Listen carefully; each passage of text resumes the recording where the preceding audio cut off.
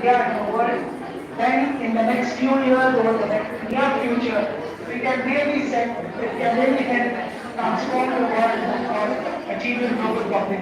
Thank you. Thank you. Thanks a lot, Abhijit. All of you are through different streams of education, engineering, medical sciences, IT, and also political sciences, social sciences. As he listed several dimensions of engagement, you might have realized the bandwidth that we have covered in the declaration. A big hand to our panel.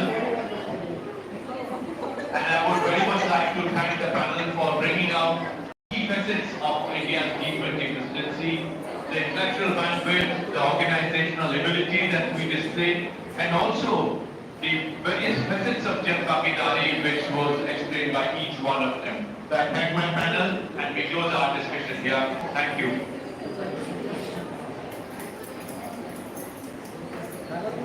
Thank you very much for this engaging and illuminating discussion. There's much more that you all need to know about what role news and 20 summit will bring success in the next few minutes. But before that, we would like to turn to a cultural presentation to provide a message to each one of you present here. Before the arrival of Honorable Prime Minister Shri Modi, we have a play for all of you to celebrate called as Dharti Rahe Pukaar. The theme of this play is an ode to Mother Earth, her bounties like forests, rivers, mountains that hold the strings of our breaths. The message of the play is a call for responsibility, a deliberate dance towards preserving what sustains us. The loud plea from Mother Earth to her sons and daughters for natural farming. आइए देखते हैं और हम समझते हैं प्रबंध नाटिका को।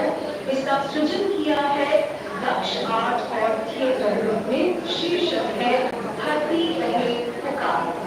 Let's give them a loud round of applause.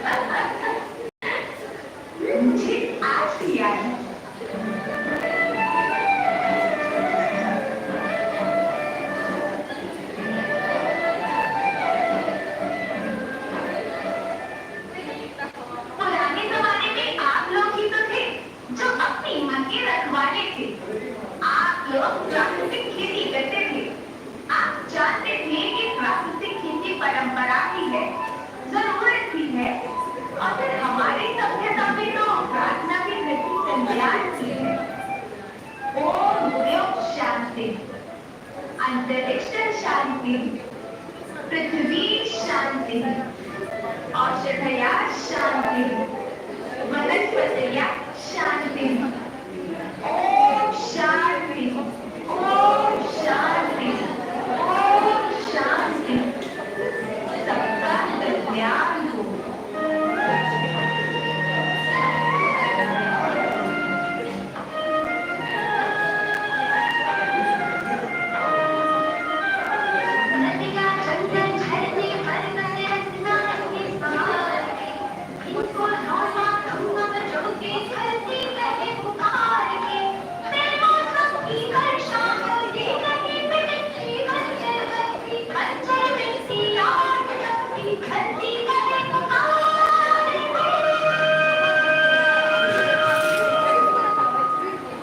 हजारों साल से मनुष्य धरती की गोद में रहता आया है। धरती माँ ने आपको सब कुछ दिया, लेकिन मैं आपसे पूछती हूँ कि आपने अपनी धरती माँ को क्या दिया? ये धरती को बंजर कर रहे हैं और वनस्पति को बर्बाद कर रहे हैं। आप अच्छी पैदावार के लालच में जो रासायनिक खाद अपने खेतों में डाल रही है, वो अभी तो लाभ देगी, लेकिन लंबे समय में उसी रासायनिक खाद का नुकसान है। रासायनिक खाद जहर समान है, जहर समान। और तो और फसल में पानी की खपत भी बढ़ गई है, जिससे खेती की लागत बढ़ रही है और पानी का स्तर जमीन के काफी नीचे जा रहा है।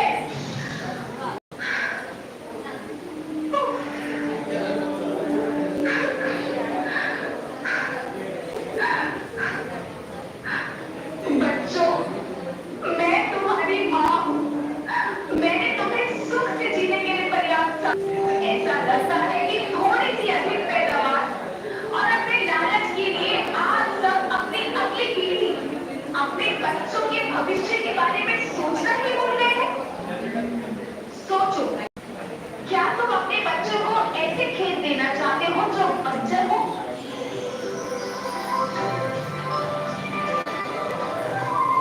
अरे तो तुम तो भारत की बेटी हो, इस महान देश की बेटी हो, नारी की पहचान, हम सबका स्वाभिमान है। आओ, तुम ही मेरे बच्चों को कुछ बताओ। माँ, मैं तो केवल इतना ही कहूंगी कि प्राकृतिक खेती वर्तमान समय की मांग बनती जा रही है, क्योंकि प्राकृतिक खेती इस उद्देश्य के साथ की जाती है कि मिट्टी की उर्वरकता को बनाए रखते हुए प्रकृति से मित्र जैसा व्यवहार किया जा सके। इसलिए आप सब लोग इस विषय को न केवल सुने, बल्कि धरती माँ को अपने परिवार का सदस्य माने। पेड़ लगाएं, प्रदूषण ना फैलाएं। याद रखना, भूलना जाना, हमारी ऑक्सीजन वाली सांसों की डोर, हरे भरे जंगल, स्वच्छ जल और प्रदूषण रहित पर्यावरण से सजी धरती के हाथ में है। अखिल सबसे मेरे बच्चे योग्य खाओगे, नेचुरल फार्मिंग हुई तो हाथ खड़े रह जाओगे। माँ का शोषण कौन है करता, कौन है मिट्टी सहन करता, जब से जल हाथ को छोड़ा खुशहाली से नाता जोड़ा। अखिल सबसे मेरे बच्चे तो फिर तुम पछताओगे, तो फिर तुम पछताओगे। लेकिन धरती माँ आपको सुरक्षित और प्रसन्न रखने का उपाय क्या है? एक ही उपाय है, धरती एक, परिवार एक, भविष्य एक। इस मूल मंत्र को आत्मसात करो। प्राकृतिक संसाधन को बचाओ, प्राकृतिक खेती को अपनाओ और परंपरागत देसी पद्धति से जैसे गौ आधारित उत्पाद, जीवामृत, बीजामृत, पंचगव्य, गोमूत्र छाछ का उपयोग करो ताकि मिट्टी की उत्पादकता बनी रहे। याद रखना, मैं माटी हूँ, माँ होना मेरे नाम में बसा है। पोषण करने के लिए ही मैंने जन्म लिया। करोड़ों सालों तक धरती पर सांसों की डोर आगे बढ़ाई। पेट भरा जब सबका, तभी मैंने संतुष्टि पाई। वो माँ हूं मैं सबकी जिसने जन्म न देकर भी जीवन संभव बनाया। अन्नदाता मेरे पुत्र किसान, तुमने ही तो इसमें मेरा साथ निभाया। दिन रात सींच पसीने से मुझको हर मुंह तक रोटी पहुंचाई। जब तुमने माथे मुझे लगाया, मैं हरियाली बनकर मुस्कुराई। मिट्टी बंजर होने से और धरती के नुकसान से किसी एक देश, एक द्वीप, एक समाज या एक धर्म का नुकसान नहीं है, बल्कि सभी का है, क्योंकि सभी आपस में बंधे हैं। धरती की श्रृंखला टूटी, माला टूटी, सब बिखर जाएंगे, सब खत्म हो जाएंगे, सब।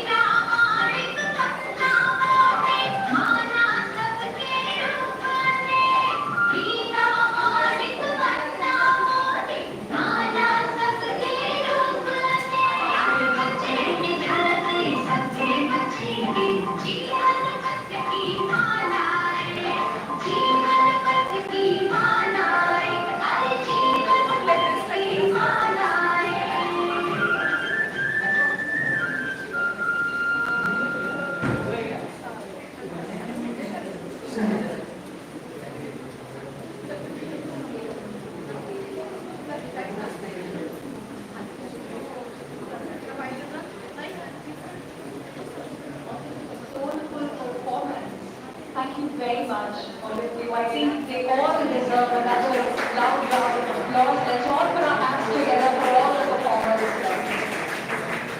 And we really hope that the students and everyone who's present here today will carry the police message that towns and universities can employ creativity in enacting plays and presentations on similar themes. We expect students to use their dexterity with technology to create videos and upload them on Education Ministry's YouTube channel, Ek Bharat Shresht Bharat. Let's now move on, and may I please now invite India's G20 Sherpa, Shri Amitabh Kant, to come on stage and share with the gathering how he proved everyone who doubted India's capability to create a consensus at the G20 summit is wrong. Let's hear from Mr. Consensus how he helped India scale Bounce G20.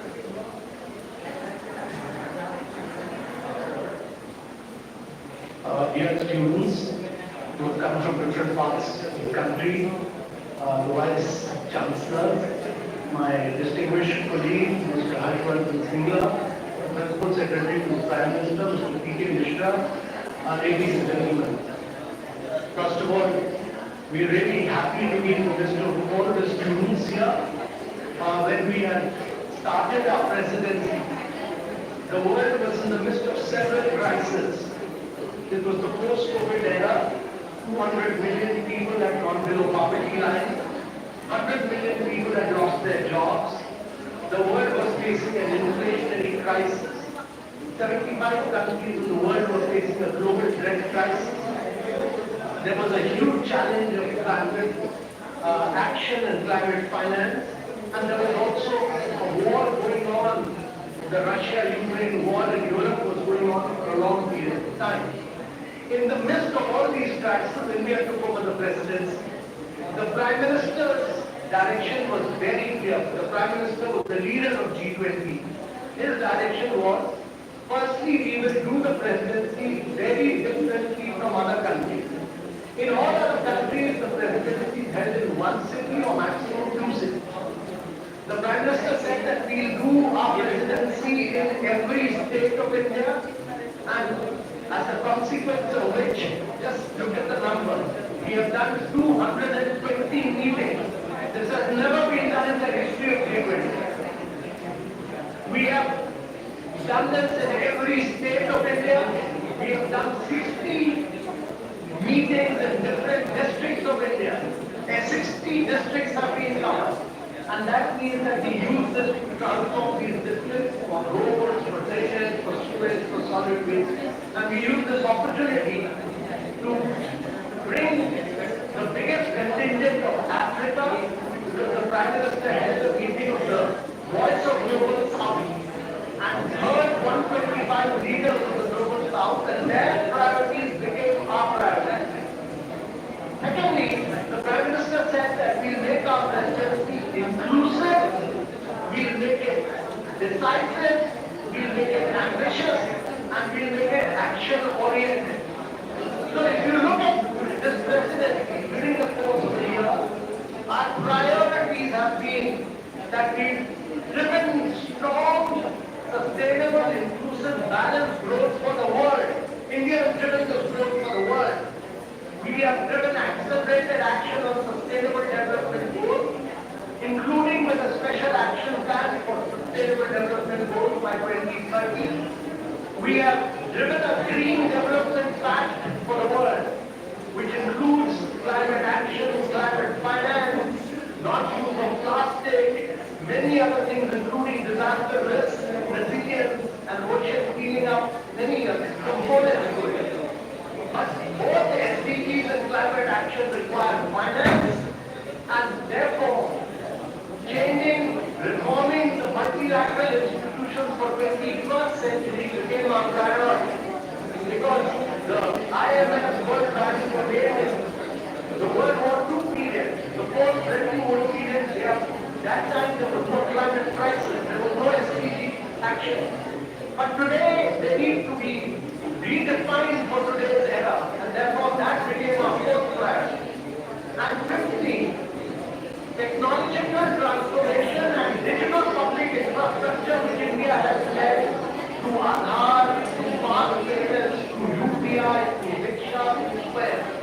That became our fifth priority. And the sixth priority was the Prime Minister's priority of women's-led development.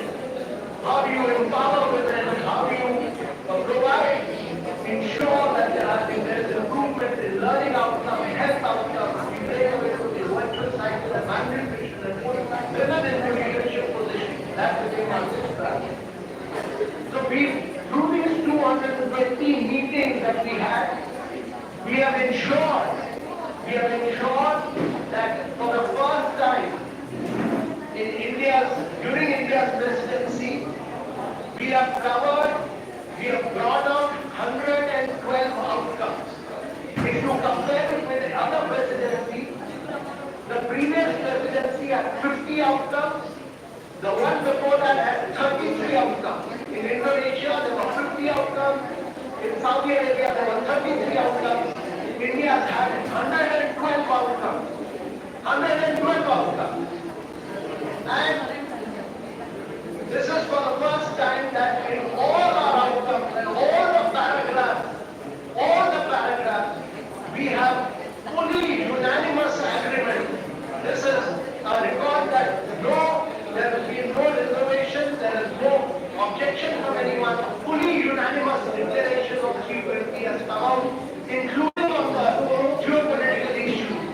That is the Russia-Ukraine issue. We achieved unanimous agreement on that, which even United Nations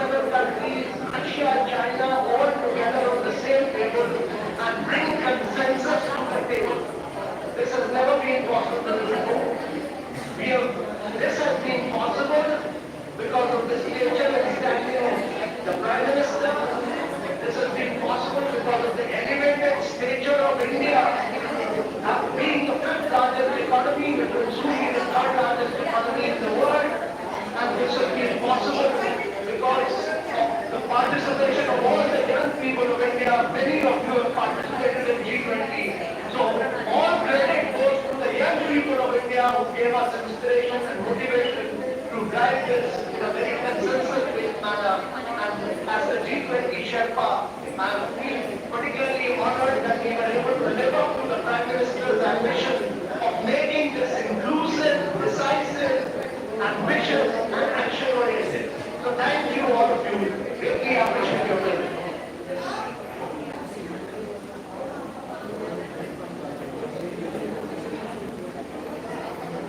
Thank you very much, Mr. Khan, for your remarks.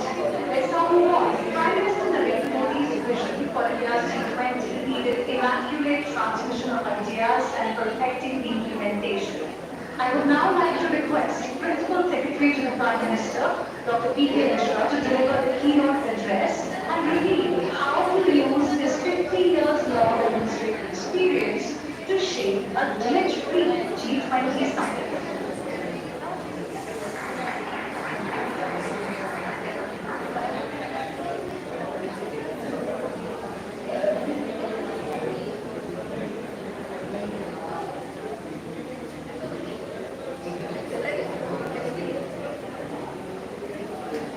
My dear students, Vice Chancellors, Honorable Minister of Education, Sri Dharmendra Pradhan, Sri Amitabh Khan Sherpa, Sri Harshvardhan Singla, other senior officers and friends.